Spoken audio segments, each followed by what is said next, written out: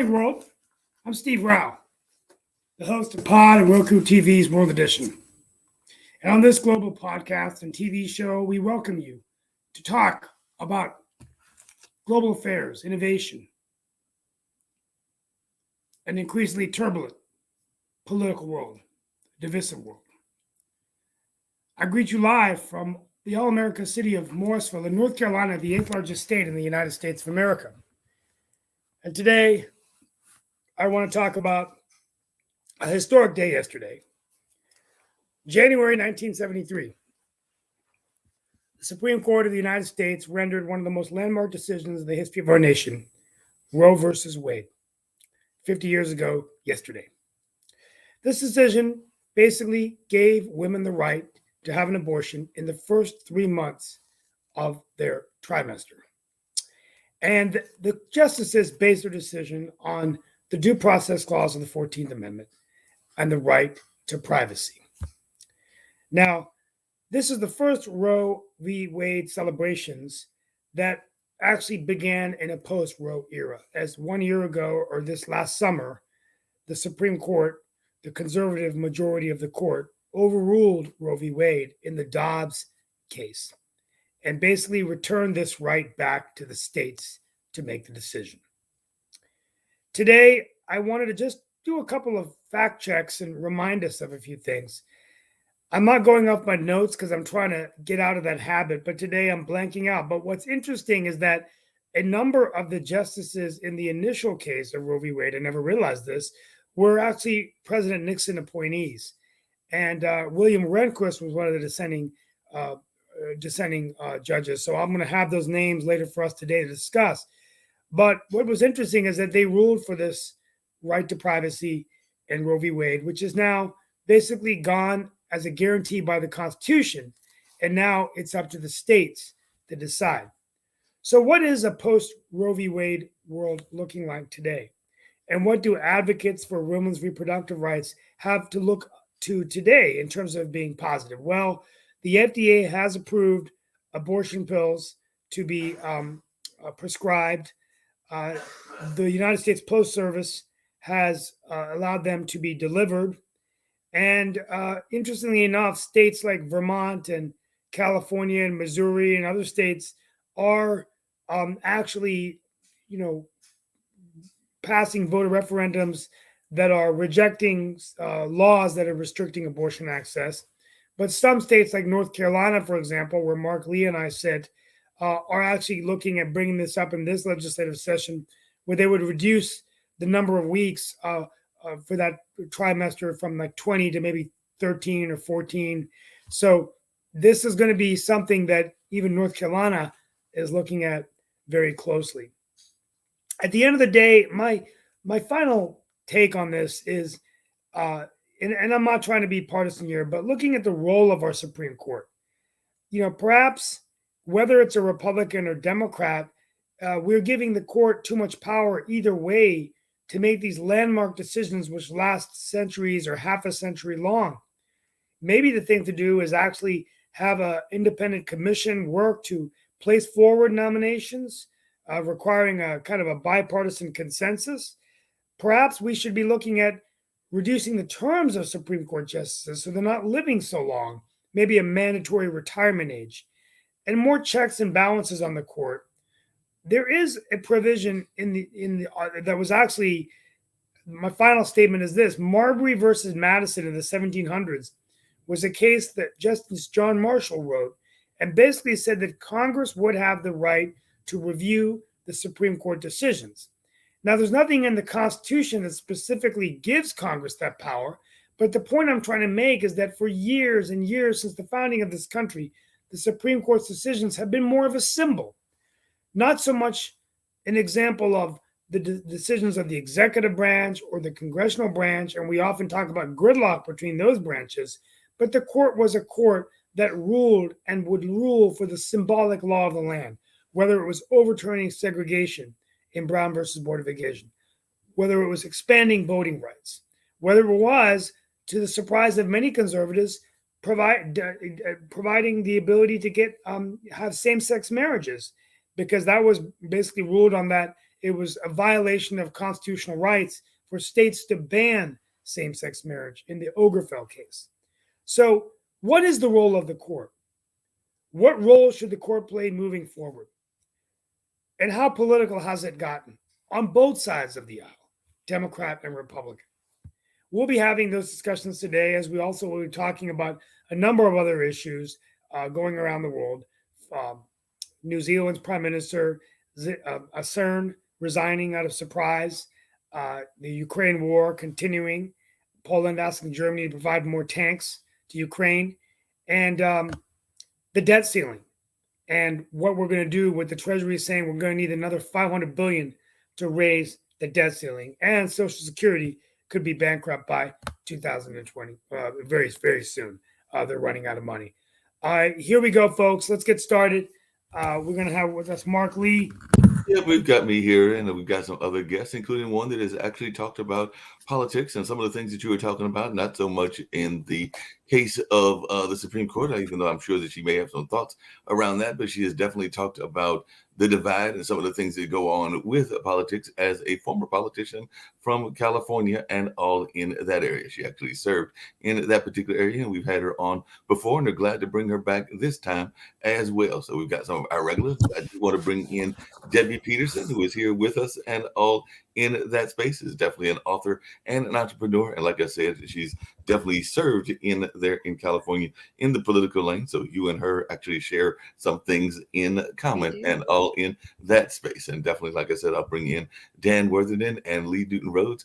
But to what you were talking about, and I'd love to hear Debbie's thoughts about both Roe versus Wade and what I'm going to bring up. But an Atlanta mayor has actually rebuked the protesters that were going on in that area. So he was actually saying that he was not too pleased with what was going on in that space. And he was claiming that those anti-police riots that were seen overnight were actually violent. He was saying that he was rebuking those that were claiming they were not violent, saying that the charges against the 6 protesters arrested will include domestic terrorism. And he is a Democrat that is doing that. And he was actually talking on Face the Nation on yesterday. So he definitely has said that that is something that they are aware of. And, I was definitely having some concerns myself there because the GBI was involved, because that was taking place at a training facility. And I do have a relative, a cousin to be exact, that is a member of the GBI. So definitely hit home in my case. But definitely he was saying that some of those individuals that were in that protest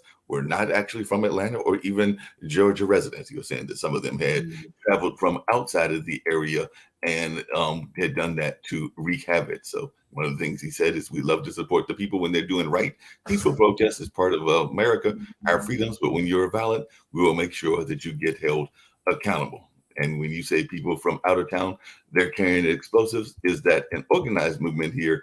Brennan responded, noting how Atlanta newspapers cite possible links to environmental activists, radical anarchists, and Black revolutionaries. So it does look like there is some conversation about who actually was doing that activity down there. And I know that was even part of the conversation with the January situation that happened at the beginning of Biden's administration and all in that space. But Ms. Peterson, I'm going to bring in the other regular panelists. I'd love to hear your thoughts about both what Steve was mentioning with Roe versus Wade and this notion of the maybe outside forces coming into cities and wreaking havoc and all of that. I'm sure that that's even stuff that you faced as well.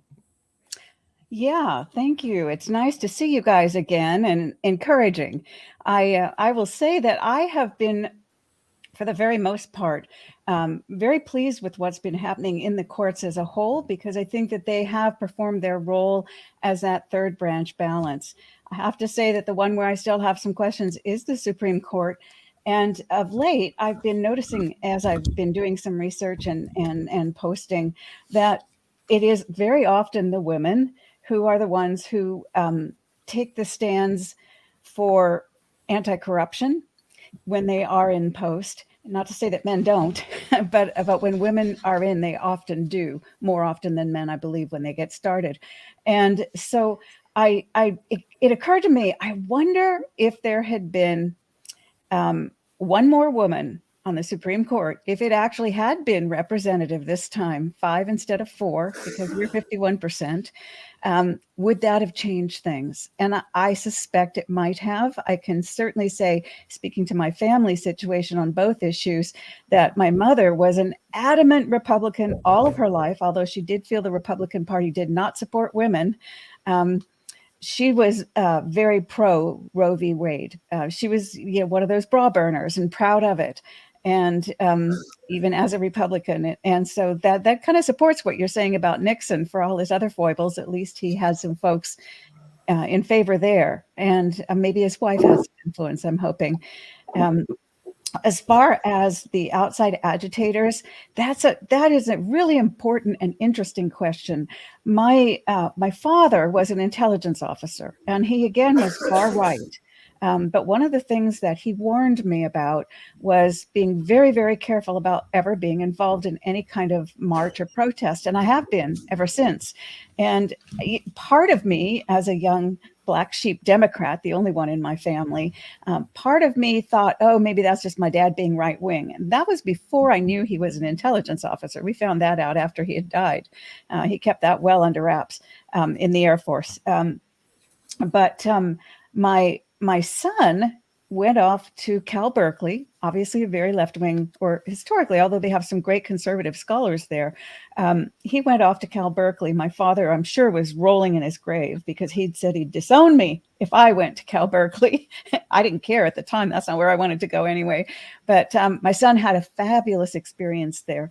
And one of the things that encouraged me, gave me a lot of relief, was that he actually worked in the Sproul building, the one where all the protests took place against the police in the 50 years ago, probably 55, almost 60 years ago now. He worked in that very building for the police department and had a security clearance. He was their tech guru kid. So he helped the police department with tech and really liked them. He said they'd learned how to work with kids. They did a great job. And it was the Cal Berkeley, their very own police department. And what he said about that was that, of course, the rhetoric going around was when they had riots at Berkeley that, oh, yeah, those radical left-wing kids, that radical left-wing university. And he said that the kids sometimes did march, but they were always peaceful.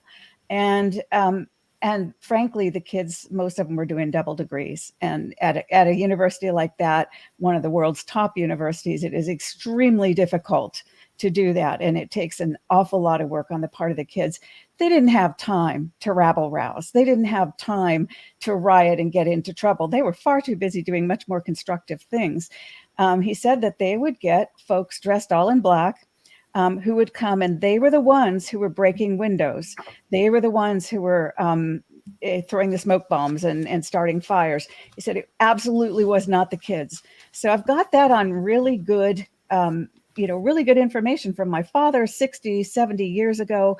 Well, I'm not that old yet. I'll say 50 years ago. But from my father's first warnings that that's what happens, to my son, who's, politically on opposite of where my dad was, telling me as a member of the Cal Berkeley Police Department that absolutely is what happens. So I'm with you on that, Mark. I think that is what went on. And obviously we're hearing that from other sources. And when you hear a Democrat, as I am, saying those sorts of things, it's more credible because you wouldn't expect it. Yeah, no doubt. I see. Mark, I'm sorry, I have a question, if you don't mind. Yeah, I was actually going to direct a comment to you, Lee, anyway. So thanks very much. Actually, I'm from Atlanta, and I appreciate, Debbie, you coming on and your views. So are we saying that this is a peaceful protest? Are we saying the ones that are violent are outsiders? What exactly are we saying? That is exactly what I'm saying. And now I won't say that that's always the case, but I will say that that is very often the case. And it's a political game where, and I don't know the perpetrators. I don't have that information. But it is a political game that gets played. And I think that's I'm sorry, true. do we not blame the peaceful ones for not leaving once they see it turns violent? That they're part of the problem also? Yeah, good point. very good point, but I'm not sure that everybody has that level of information that they understand that, and maybe that's something we should be making more obvious to people. Okay, I'm sorry. And one more question. Whatever criteria we're applying to what's going on in Atlanta, which is horrible by all means, do we want to apply the same standards to January 6th? That maybe the vast majority of people there were peaceful protesters and it was outside agitators who came in to make it look bad?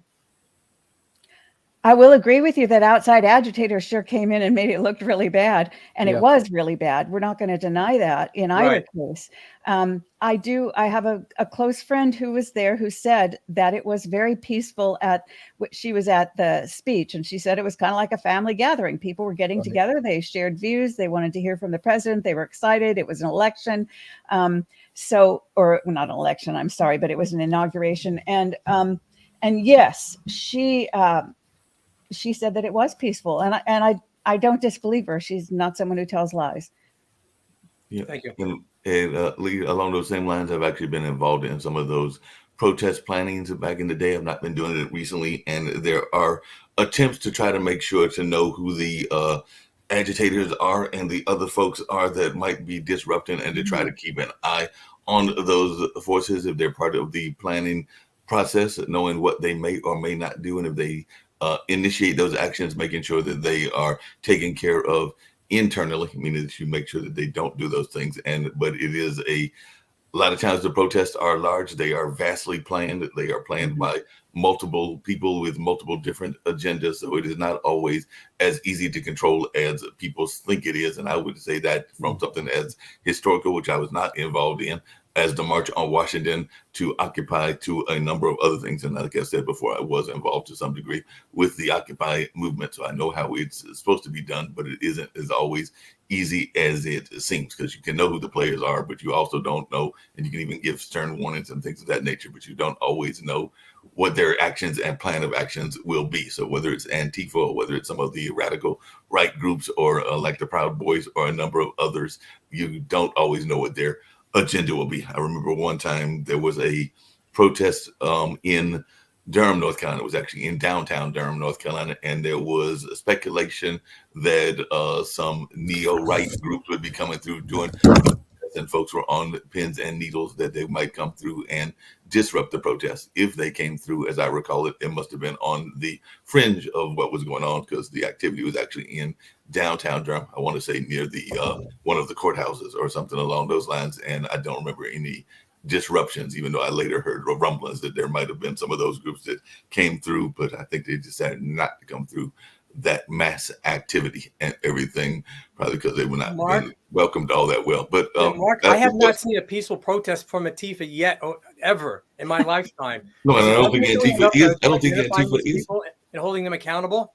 Yeah. I don't think Antifa is peaceful, and I don't think the Proud Boys are necessarily peaceful either. And I think that there are internal folks in those organizations that are trying to make sure that they are not in the protest at all. And that's what I meant when I said they try to keep an eye and know who the players are in that sense, and if they are Antifa allegiances, because there are some people that might have allegiances to some of those groups but are not necessarily per se members of those groups. And that's more of what I was talking about, because you can have people that are aligned but they are not necessarily the members of the group itself. And I would say that both for Antifa and the Proud Boys, and I'm using both of those as no, and that's fair. It's fair. Because what they're doing, they're overtaking peaceful protests for legitimate causes, very good causes, and they're making them look ugly, and they're painting these people who are involved in these good causes in a negative light. And it's really not right. That's right. Yeah. Interesting. You made a couple of interesting points. The first thing that came to mind when you mentioned, well, why don't they leave? And I think this is what my dad said to me, is when you're in a downtown location with thousands of people, leaving isn't as simple as that. And the other thing is that if terrorists do not let you know their agenda, you don't know where they're coming from. That's the whole one of the whole points of terrorism, is the surprise. And so if you're involved in and this is why my father said, don't do it. You can be involved in a protest, but you're downtown where you can't get to your car because you might have even had to take mass transit or walk a long way, and you don't know where these guys are. How do you leave? It's difficult to know. Debbie, that's all fair. But once the police announce protesters will be arrested starting in 10 minutes, you're given fair warning to get out of there. Time to go. Absolutely. time to go. Yeah. Well, And that's one thing I taught my son. Know when to run. There are times when you stand, there are times when you run, and you probably more often are going to run, and you should.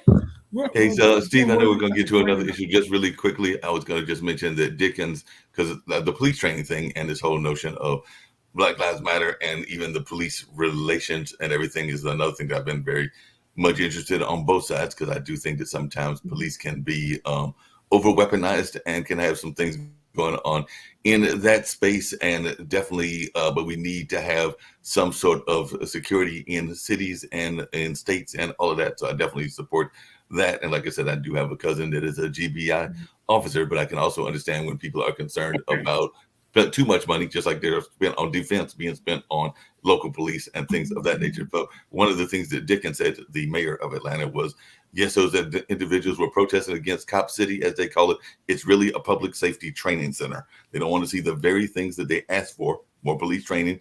And I like this quote: "We can't train imaginary. We have to do it in a facility that allows for police firefighters in the community to train together." And so this is bringing about the change that we want to see in 2020. And now, while we're doing it, these individuals don't want to see any resources go toward the training. So we're going to develop this training center, and those individuals will have to come to a halt, meaning that they will have to stop those kind of protests. But definitely, if you're going to have police, they've got to train somewhere, I would think. And definitely, I can see where they would want to have some of the community involvement as well. But that's just a quick. Dan, you want to jump in?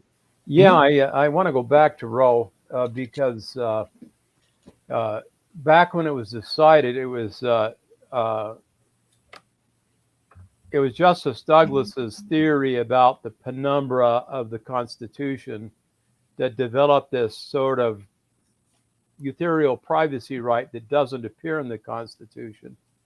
And I can see why, because, you know, you're trying to balance equities, and the court always does this. I think the Supreme Court's job is to interpret the Constitution, can't be left to a special committee or anything else like Steve suggests. It is their job. And Justice Rehnquist's dissent in Roe talked about the whole idea of due process, right? That who's the greater insular minority? The mother that made the choice to get pregnant, or the unborn fetus who has no rights unless they're protected by the Constitution. And so it is a balance. And I think the whole idea of this artificial barrier of, well, when does life begin, right? Is it to begin at conception, or when the fetus is more developed? Well, technology has brought that time back farther and farther. Even if you agree with that argument, the court in Dobbs basically said, listen, the decision in Roe was decided wrongly because there is no constitutional provision that guarantees this thing that the court tried to create back in Roe. And so they're basically agreeing with the idea of procedural due process not being extended that far, because it wasn't in the Constitution, and so it's not saying that women aren't entitled to an abortion. What it's saying is that there is no federal constitutional guarantee of that right, and that it's up to the states to decide whether they're going to allow abortion or not. Now, many of the radical left want abortion on demand, which is obviously way too far, right? We should be about protecting the life of the mother, and both the medical life of the mother and her psychological well-being in all this. That should be the balance that people are making in their decisions about. But they should also be protecting the life of the baby in that balance, and that is a careful balance to make. These abortion situations are all very tragic, and a convenience abortion is not something that should be tolerated, because there are alternatives, less intrusive alternatives to a convenience abortion, the adoption, the foster system, that kind of thing. People are clamoring to adopt kids, qualified people who want to be loving parents. And so, but you get a lot of these celebrities that decide, well, hey, free sex, I'm not going to be accountable for I'm not going to be accountable for what happens when I have sex. And that goes by the way, both on the male side and the female side. And so let's just go to the doctor and take care of this little problem. And it's all going to be all done. Unfortunately, that's not exactly how things work in reality Let's go life, back. Morally, right? Well, Jan, thank you for that analysis. Real quickly, we're going to spend a few more minutes on this, and we want to talk about some other issues going on. But what I found interesting is that in the initial Roe versus Wade case, the people who voted in the majority were Warren Burger, Lewis Powell, who were President Nixon appointees, William Douglas, William Brennan, who were FDR appointees, Potter Stewart, and Harry Blackmun, who were Eisenhower appointees, and of course Thurgood Marshall, who was appointed by Lyndon Johnson. The dissent was, as Dan said, William Rehnquist, who was a Nixon appointee, and he was Byron White. Justice at the time. Yeah, and Byron White, who was a Kennedy appointee and actually was an NFL player. I never realized that. But, and he was in the dissent. The point I'm trying to make, though, is that I think that somehow along the line, maybe Dan, you're right, we're getting away from constitutional interpretation, but what is a significant shift away from conservative courts? Typically, in the history of the United States, the conservative justices would abide what's called stare decisis, which is not overturning precedent and expanding precedent or holding in precedent so you can expand rights. That depends. They just do that when it's convenient, though. They don't say that in the Second Amendment. Yes, the stare decisis is a factor. But the whole analysis of procedural due process, the majority of the court decided that it was wrong in Roe to make that decision. But why would they? That right? But you have to look at it from the other side. It looks so political. Even Justice Roberts had wanted a compromise instead of just overturning it. I mean, overturning. I mean, I'm trying to be the moderator here. But just like Rehnquist dissented in Roe v. Wade, Justice Roberts, the Chief Justice of the Supreme Court, didn't go with the majority. That's his prerogative. But again, here we are. The Democrats don't complain when they're in the majority and they get their wacky decisions going their way. It's only when the Republicans are in the majority or they say the more conservative justice. But that's exactly my point. That they bitch about this. So the political parties shouldn't be weighing in on that. But the political parties aren't. These are judicial way the justices view the constitutional. It's originalists versus reformists. I mean, it's a different view of the Constitution, and it's okay to have those different views. There is a time when then this will balance in a different direction. Say Biden ends up somebody dies on the court, and Biden gets to appoint somebody. And I want to get Debbie's opinion on this, and then go to Lee, and then we're going to go to some other issues. But what I think, and I'm going to Debbie, I'm just going to give you an observation. What we've noticed, though, is that if you look at history, Roe v. Wade was the floor, not the ceiling. So even during the Roe period, there were efforts by insurance companies to not cover abortion. It wasn't covered by Medicaid.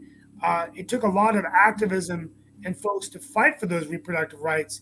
So it wasn't like Roe v. Wade was the be all and end all, right? And so I think that's where a lot of people feel very upset, because now women are having to cross state lines. People aren't getting access. So, Steve, in fairness, that's not true. Women could abstain from sex. There is a choice they're making. Yeah, but I mean, I'm just talking about. And now they had abortion pill, right? Well, yeah, now they can't get abortion pills from the FDA. But I just want to get Debbie's opinion about that. And the guys are getting vasectomies too. I mean, that always works. Yeah. Yeah. Well, thank you for asking, because I think that it's very easy to discuss it in the third party and from the distance, and even from a male point of view. I can tell you as a female that I don't think that women are choosing to get pregnant for the most part when they choose to have a termination.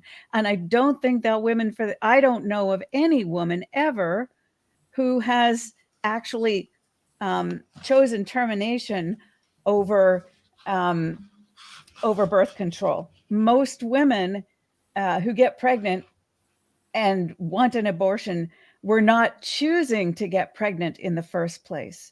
And so I think it's unfair to say that women choose to get pregnant and then have an abortion. I think that a they natural choose, consequence let's be of sex? straight, let's say they choose to have sex. Yeah, Right. And But Debbie, no one then chooses the get an abortion. DWI. No one chooses to drive while intoxicated. We don't care. You drunk, you're driving, you're arrested. People Yeah. do choose to Consequence. drive while intoxicated, and that's why they're driving. well, that's the same So thing. With that's having not the sex. same argument at all. Why not? Sex. They chose Well, to drink, they sex is chose to the same drive, thing. therefore they're responsible for their behavior. Pull their the trigger. consequences. I'm not saying abdicate responsibility for behavior. They choose to have sex, which in and of itself is not Could lead necessarily to a bad pregnancy. thing. Well- Usually, and they don't Well, always. You've got the issue of rape as well.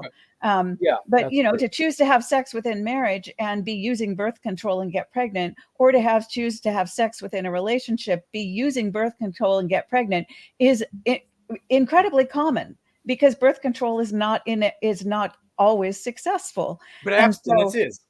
Sorry. Abstinence is 100% effective, I think. Absolutely. I'm It not is. I'm not denying that. And That's I'm not true. arguing with you. They are choosing to have sex. They aren't necessarily choosing to have unprotected sex.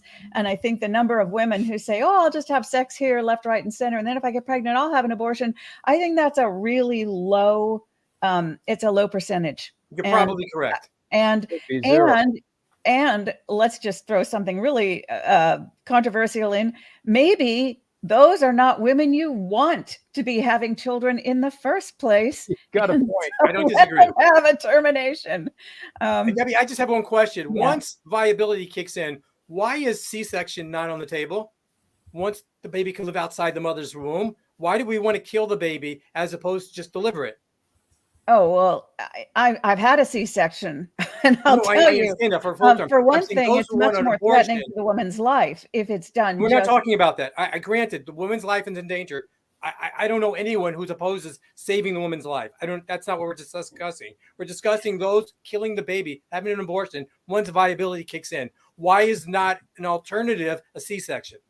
But Lee, isn't Well, part of the problem- C-sections are very invasive. For one thing, you're cutting open a woman's abdomen. I And understand, but no one the dies. other thing No one's is, but dying. let me finish here. The other thing is that a C-section and an early delivery is not a good thing for a baby either. A C-section, if you're saying, is not a C-section an option, so you're saying what, at 20 But weeks? there is a point in 21, time 22? a late-term Being a abortion. premature delivery, that is not a good situation for a child. I think that that's almost as heinous as allowing a termination, if you believe a termination is heinous. I can't Well, then say. what would you I say about couldn't those who ever want to abort the subject baby myself up to until that. birth? Up Pardon? until the second. Then what would you say about those who want abortions legal up until and including the time of birth? I don't know anybody like that. I guess there, Governor you say Northam, there are, but Virginia.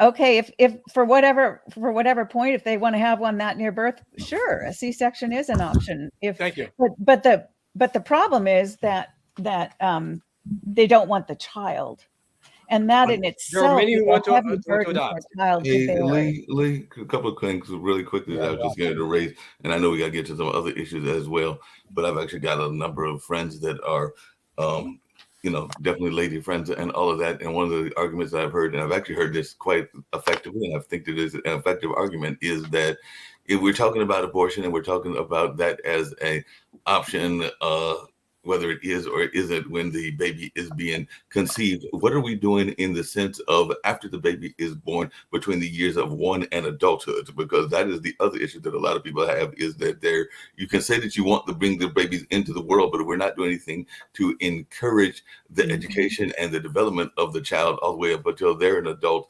That is the other issue that goes on. And I heard what Dan said about adoptions and foster care, but those are not easy options. They're not that cheap. They're not that easily accessible, and all in that space. So that raises a whole nother question that is out there as well. And I don't know if you've ever seen the movie Handmaid's Tales or some of those other movies like that that are very give a dystopian view of the world and all of that. But I don't know that we as men have the right to be telling the women what to do with their bodies. And we definitely don't want to be in control of it, because that's kind of what the Handmaid's Tale narrative is, where there are like certain women that are the those that are not able to have children, and they're kind of under this male dominated society that is dictatorial. And some people would argue that we already have that in some degrees, but it is more extremely dictatorial in those kind of settings. And there are some women that I know that are very much concerned that we are heading in that direction. They are scared shitless, if I can use that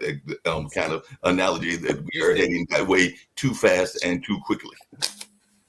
Well, and let's say if we're going to tell women, don't make the choice to have sex, let's be fair. It takes two. It takes a sperm to make a baby. Let's tell the 100%. men the same story. It And takes two, babe. let's put the same burden of responsibility there. 100%. Yeah, I agree. 100%. I agree, Debbie. Well, let's go to some others. Debbie, thank you for your insight on that. We're going to continue to monitor, the other pending decisions in the court that are very interesting to look at is Moore versus Harper. And that case basically would say that legislatures have the right to be the final arbiters of gerrymandered districts, and that no other courts could intervene. So we're watching very closely what that means in North Carolina, as our legislature right now is drawing new maps. This year, they're going to be going into session to do that. And so I know California has an independent redistricting commission, which is, for legislative districts, and which I think is going to be interesting to see what happens there. Some other news in the day, a rising star in politics, Jacinda Ardern, the Prime Minister of New Zealand, has surprisingly resigned out of burnout. Yeah, Shaquille actually brought that up last week and everything, because apparently he's not a big fan of that particular politician. He's not alone. And yeah, I've heard other people that are not fans either of that particular politician, because they are very much in the liberal side and of politics from the global perspective. And I don't know enough about their policies to know where they are on climate change and activism and a number of other things. But like you said, Lee, I do know that there are a number of people, actually I want to say on both sides, the left and the right, that have not been fans of Miss Ardern and all of that. But I don't know, Debbie, sometimes politicians will work across the aisles, but they'll also sometimes work globally. So I don't know if you've had the pleasure of meeting with Jacinda or knowing folks that have met with Jacinda, and if you have any thoughts on her from a global perspective, because I do know that sometimes those caucuses that exist can be global in nature. And so sometimes women politicians from around the globe will sometimes conference and talk to each other. So I didn't know if you've had any dealings with folks that have known her, and if you have any thoughts about her either, because like I said, I don't know enough about it to make a statement one way or the other. Well, strangely enough, I have, and I wouldn't have expected to necessarily, but my ex-husband's a Kiwi. My son has New Zealand residency or citizenship. And I love the Kiwis. They're great. And I will tell you that they're pretty left-wing. Remember Rainbow Warrior and the French Blue up there and all of those things. But the Kiwis are pretty left-wing for the most part. They very much like you would consider Canada or the UK, probably further left than most Americans or than America as a whole. And I really don't know the inside story, but I do know that, yes, there were certainly a number of New Zealanders who were unhappy with her, whether she was left or right. And I think what my understanding is that the issue was that the country had been so isolated that they're now really suffering. But I think the interesting thing to me is that and again, I don't know enough probably to make a judgment here, but it interests me that they're upset because they're upset with her because the country is suffering economical setbacks because of COVID, and they believe it's because of her policies. But the reality is that many, maybe even most countries are suffering economic setbacks in one way or another due to COVID. So I'm almost wondering if that whole island mentality that happens when you are so isolated, you get an island fever, that I'm wondering if that's not giving the Kiwis the perspective that they might have if they were located elsewhere in the world. Yeah, that makes sense. Hey, and Mark, I just wanted to say, jump on something Debbie said. Thanks for sharing your views on this, and I agree with what you're saying. But I think we need to distinguish between COVID and COVID policies, Yeah. because there were different ways to react, and different countries reacted differently with different policies to COVID versus COVID itself having these economic impacts. Well, yes, I agree with you on that. And I'm not saying that. I think it seems to me, correct me if I'm wrong, that a whole lot of countries suffered regardless of their policy. That's what I'm Correct. saying. 100%, right. Yeah. But some of them exacerbated it because of policies that they put into effect. The ones that stayed open, as a general rule, did better. Thank you, Dan. Yeah, that's correct. yeah, And I think so it was a mistake really to close things down, except maybe people that were obviously infected. You needed to make sure they didn't come into your country. yeah, that makes Yeah, sense. I don't know. Here's my struggle. I've had COVID 5 times, and I'm extremely Ouch. careful. Yeah. Yeah. Sorry. And so I have to say that I really appreciate any effort anybody makes not to spread it to me, because I don't want it another time. And I make a concerted effort myself. I had it twice. I understand. No, I definitely understand from both of y'all's perspectives and all of that. But one of the things I was going to ask, and I was actually going to direct this, if I can, toward Steve. But apparently, we're talking about government and government policies. The Indian government has evoked emergency law, and this comes down to freedom of press and everything, to block a BBC documentary examining the role of the prime minister there, Narendra Modi, during riots in the western state of Gujarat in 2002. And apparently, there's a lot of controversy over the first episode of the 2-part program, India, the Modi Question, which tracks his rise through the ranks of the party that he is part of, and definitely talks a lot about things that he's been doing in complicity with some of the protests and things along those lines. So, and apparently the first episode of the documentary was broadcast in the UK on Tuesday of last week. It is not aired in India, but its content, including unauthorized video clips, have been circulating on social media, and definitely Modi's not happily, and he's described the documentary as a propaganda piece designed to push a particular discredited narrative. And one of his spokespeople said the bias and lack of objectivity and frankly continuing colonial mindset are blatantly visible. And that was Arindam Bakshi, who is spokesperson for the Foreign Affairs Ministry there. But I was just wondering if Steve had been hearing about this and if he had any thoughts about this aspect of the Modi government. Well, had not had time to research it. We are going to be talking about India on Thursday, because January 26th is India Republic Day, the day that India adopted their constitution and became a republic. So we're reaching out to Swadesh Chatterjee and some other leaders from the Indian diaspora, maybe Sanjay Puri, who runs the PAC, to come and talk about it. Narendra Modi is a controversial prime minister, but he's been a very effective prime minister. If you look at India's rise economically to now the 5th largest economy in the world, the infrastructure, pace of infrastructure development from airports and roads has been critically, absolutely impressive.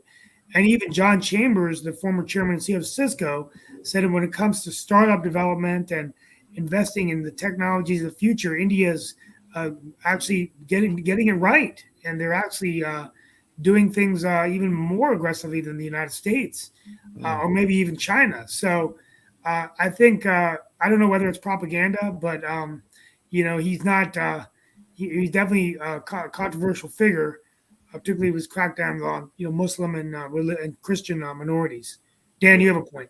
Yeah. When did India expel its Muslim population to Pakistan? What year was that? Made everybody. 1947 was the year of partition. That's Same as Israel. Dan, same as Israel with the partition. Same as Israel. So, and Gandhi was responsible for that Trail of Tears, right?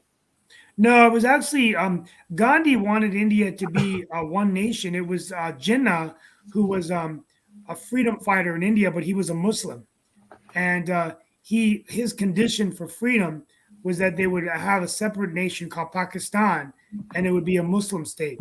Some Muslims stayed in India, but they became the minority, and the majority of them went to Pakistan. But Gandhi actually always wanted one India, and well, that's a different story than Shaquille will tell you. Yeah. Yeah, so Shakil thinks that Gandhi was responsibility for expelling the Muslims from India to, and then the partitioning of Pakistan. So, I mean, I don't know what's true because I wasn't there, but Shakil is Muslim and Christian both. Dean, we And can bring this up on a day when Shaquille's here. In fairness to Shaquille. yeah, no, Yeah, I think that, we I could think find it's out. important to But I do think that the partition was a negotiated agreement between Jinnah and Gandhi and Nehru. There's also rumors floating around, and they're not true, that Nehru, that they say that Nehru and Jinnah were brothers, that they were half brothers, and that Jinnah and that Jinnah was actually, that's not true. But Nehru did have a number of affairs. Apparently, it is true that Nehru had an affair with Lord Mountbatten's wife, who was the viceroy of India. wow. Wow. Yeah. Hey, And so, yeah. So Hey, that, I Mark, just- I just want to pick up So on I had something. another question really quickly for Debbie, and I know you got to get ready to go as well. But one of the things I was going to ask Debbie is, definitely know that you had worked, and if you want to tell people again that did not catch the last show, some of your own political dealings and some of the things that you have done in those political lanes. For the folks that have not seen your previous appearances, would love to hear that. But I do know that you're there in California, and California has a significant Hispanic and Latin population. And one of the stories that I was seeing in that sense was that there are two powerhouse countries that are looking at possibly developing a common currency because they're both facing inflation and a number of other things. And if you look at the world, definitely in terms of Latin America, two powerhouse countries in that area are Argentina and Brazil. So they are having conversations about possibly coming up with a common currency that would be recognized by both Brazil Big and mistake. Argentina. And I was wanting to hear from Lee and others their thoughts, because they said South America's two largest economies have considered options to coordinate their currencies for decades, often to counter the influence of the dollar in the Mark, region. that would be the dollar, that coordinated currency. I know they that. can use. They don't have to create their own fiat currency because it's going to be worthless anyway. They can continue to use dollars. If they're going to Interesting, solve when problems, it's a big mistake.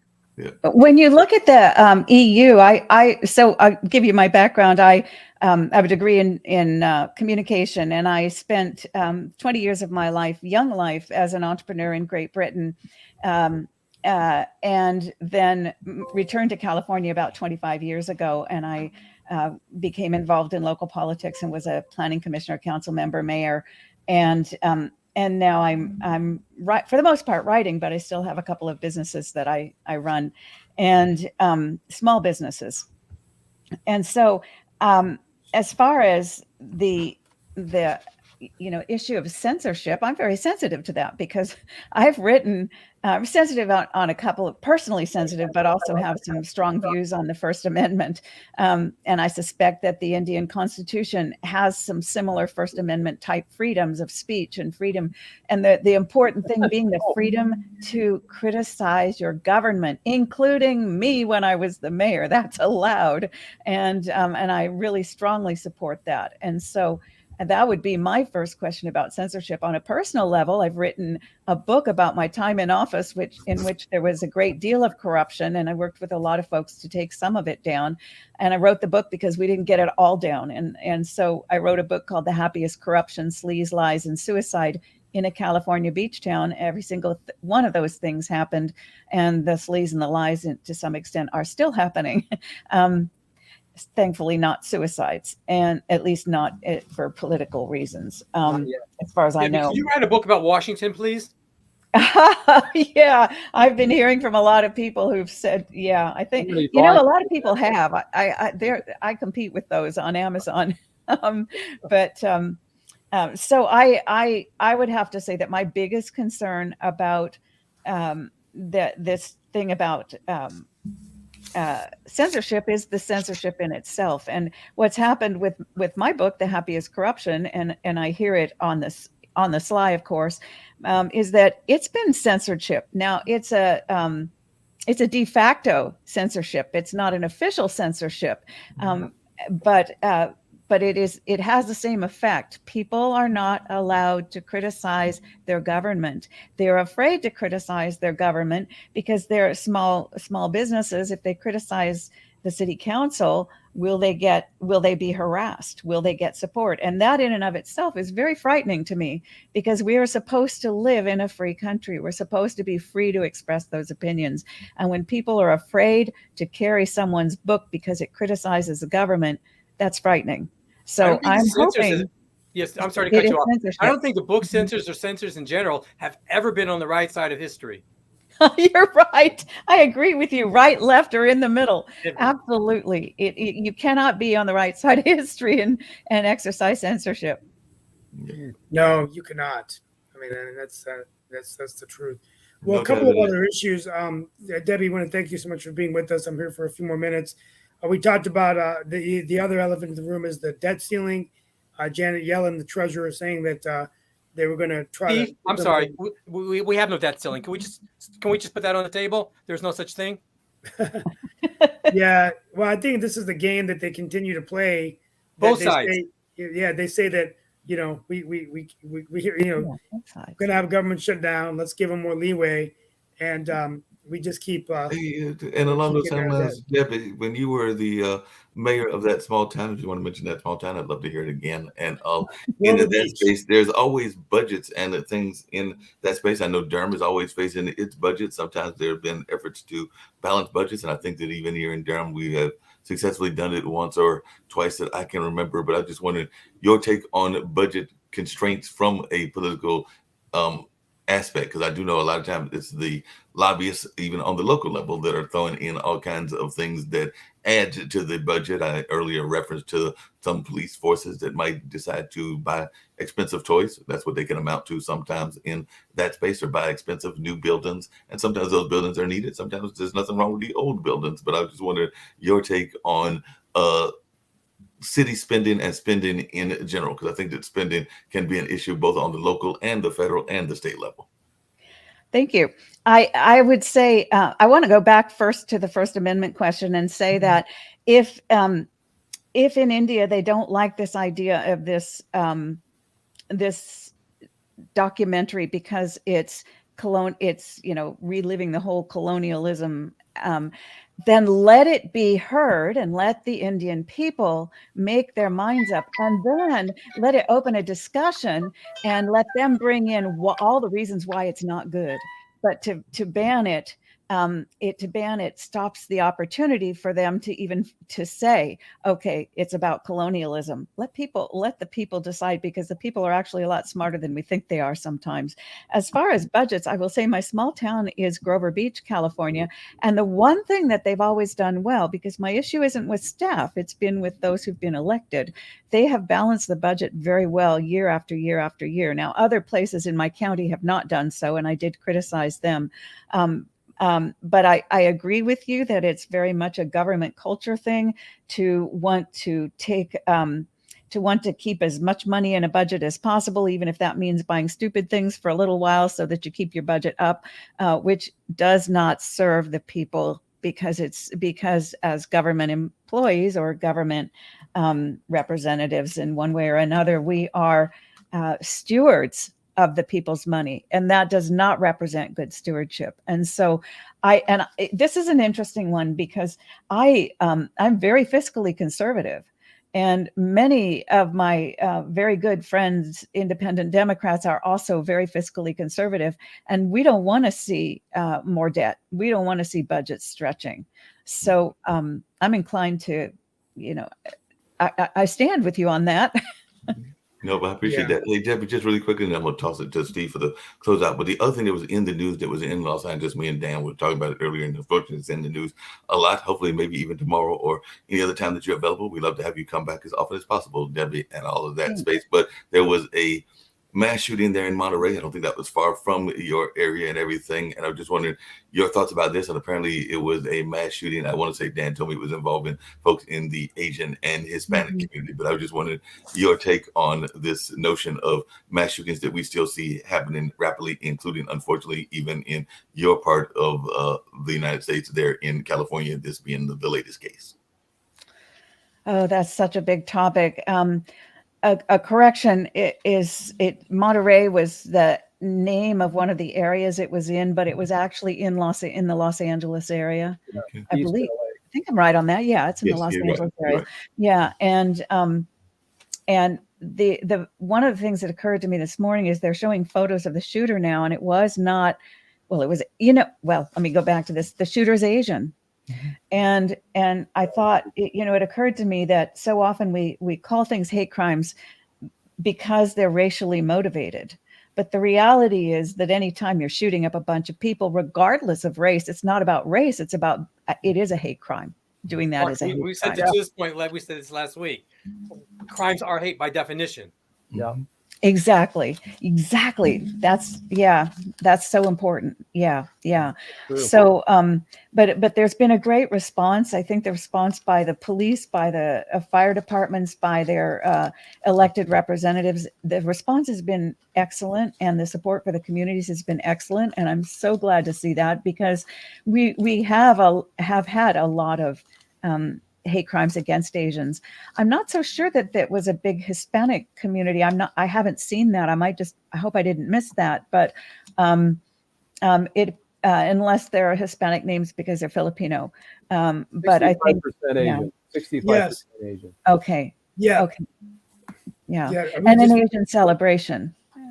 Yeah, my closeout. I'm going to go ahead and close out now, Mark, because I Yeah, have go to ahead. run. But we are very saddened about the death in Monterey, California, and this continues to happen. Guns getting in the hands of the wrong folks, and senseless violence and death. I hope that we can come to agreement of how we can come together and solve this problem in as judicious way we can, without really pointing the fingers at one group or the other. But I think as Americans on the whole, we want to make sure that we're safe and that we're not afraid that we can be gunned down at any time in our schools and our places of worship. In this case, a lunar calendar event, which I think is quite frightening. So, just want to pray for California, pray for the families, the victims, and we'll be back. I'll be back on probably Wednesday for our discussion, and then Thursday will be India Republic Day edition. As we talk a little bit about India, and hopefully we'll have some guests talk about, U.S. foreign policy towards India. So, thank you all so much. Have a great day wherever you are in the world, and we look forward to having continued discussions. And Debbie, thank you for joining us today. Debbie, thank you for joining. My pleasure. Pleasure Great to meeting. talk with you guys again. Yeah, definitely appreciate Debbie joining. We still got about another minute or two. So, Debbie, I know usually it's just Steve that closes it out and all that, but if you got any last thoughts that you want to share, since we've got 2 minutes just in general, I'll give you that opportunity since we've got about 2 minutes to go. I'm sorry. Did you say that was me? I get the opportunity? Yes. Okay. We talked about all Americans wanting safety, and that is one of the first responsibilities of government, is to provide for the safety of their citizens. And one of the things that I see is that digital systems don't communicate between different government agencies. And if we could get over that issue, if we could pull that together in ways that we've done at other places in the country, that we would be in a better position to protect our people. Debbie? Yeah. I just want to speak to the point about the government protecting us. While we all want the government to protect us, whether it's the fire department, the police department, or what have you, my understanding is they're under no requirement to protect us, which is why, for example, the Second Amendment is so important. You cannot fail the government for not protecting you, not preventing a crime to you. I'm saying that one of the major, I'm taking it at a more global level, that one of the responsibilities of government, and I think one of the main responsibilities of government, is to provide for the safety of their people. It doesn't mean that they are individually responsible for each person. Ideally correct. I agree with you. But one of the responsibilities of government is to provide for the safety of. I didn't say protect. I said provide for the safety of. Local government. Federal government is the defense of America, right? You're right. It is local. It's been delegated to the states, and then they delegate to the local. Cities are a newer invention. And I'll just let Jane know that I'll definitely reach out to her. It looks like we have a LinkedIn person that wants to come in and talk about veterans issues of the VA and being a widow and some of those other issues. So definitely, Jane, if you're listening, I would love to have you, and I'll reach out to you on LinkedIn to see about getting you on at some point or another. definitely would be something that would be interesting to bring up in the conversation. So I would gladly do that. And we've had some other veterans that have spoken on this show as well as other shows that we do and everything. Hey, Debbie, and I'm going to give us a few extra minutes to get out of here. And I know this is a hot topic, but it does seem to me that a lot of folks are looking at both the situation with Biden and the situation with Trump. And it seems to me that in a lot of ways they are similar. And that might be a sense of government attacks on two folks and everything. But I'd love to hear your thoughts because you've also dealt with this. And I know that is something that you talk about is some of the similarities between the way that folks have been going after Biden for his mishandling of documents and the way that they went after Trump. It seems like there might be some commonality. But I just wondered if you had any quick thoughts about that commonality. I know there's been a lot of discussion about why Biden's approach to it is different, but I'm going to say it's a little bit like that thing you choose to have sex. It's Biden. Well, background, I'm a real estate broker and I also run an Airbnb business out of both of my homes. And there is no way that anybody who ever enters my home can get access to any of the confidential files for my real estate clients. They are locked up and locked out. And yes, employees can, of course, but my guests cannot. And for 25 years, I've been doing this for 25 years. I have never once taken a file out of an office. And I have never once allowed an employee to take a file out of an office, no matter what company I worked for as a broker, and I've worked for 3, including my own, 4, including my own. It is simply not done because it's confidential information that belongs to your clients. And the United States is no different. And what I don't understand is, how do these big boys who are president not understand that? How do all these people who are working for them not understand the importance of protecting the things which are confidential? So I don't give Biden a pass. I'm as disgusted with him as I am with Trump. It is simply not There's acceptable. a difference between Biden and Trump, and that is Trump was president and had original classification authority. Biden was not. He was vice president and or in the Senate when he had those classified documents in his home, unprotected, and in his garage and in his various offices, one owned by a Chinese firm that helped build it. And so there are differences here, although I don't defend either one of them. Trump has original classification authority. Biden now has original classification authority, but did not at the time of these faux pas, right? Dan, so what you're saying is Trump's documents technically may not be classified because he may have unclassified them? Yeah, he had the authority to do that. I don't know if he followed the procedure to do that, but he definitely had the authority to do that because he's original classification authority. Gotcha. Yeah, so that's Thank one you. of the arguments. Yeah.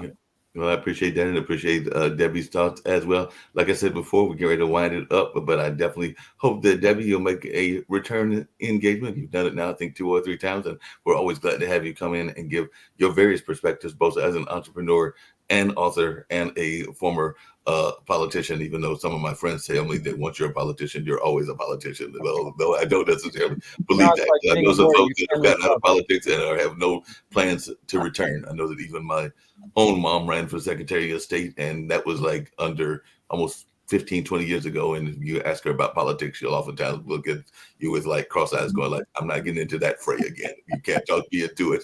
There's no way, no how. I'm with your mom. Cats and dogs. Exactly. Cats and dogs, and sometimes some promises that are unkept and promises that are made that are never intended to be kept as well. So a lot of, as the Native Americans used to say, a lot of folks speaking with forked tongues, and I'll just leave it at that. Well, I'll be back tomorrow. I'm looking forward to meeting with you all again. Good. I look forward to see you tomorrow as well. Take care. Bye.